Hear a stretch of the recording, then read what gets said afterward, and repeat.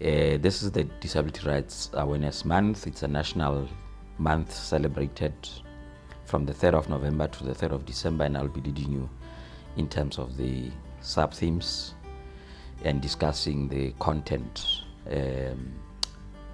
with regard to how the themes relate to the month. The built environment in terms of persons with disabilities looks at two aspects. One, it looks at accessibility in terms of the buildings themselves. Secondly, it looks at the question of independent living, reasonable accommodation within the built environment itself. But it also looks at universal design.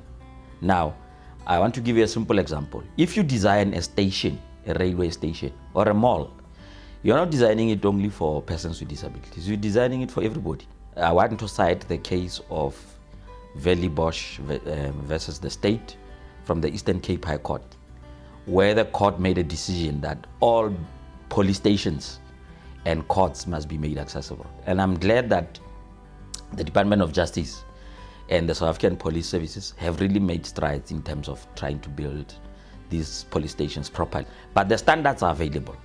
It depends on what we put those standards to use for, in terms of the types of gradients, the types of ramps, the kind of lifts that we must put in with braille, with voice, and that type of assistance that is necessary. So we therefore want to encourage the South Africans to ensure that if any building is not accessible, they must make sure that they contact us. We'll talk to the Department of Public Works and the rest of the issues around the Equality Court cases that can then deal with this matter further to that. The number is 012-312-7342.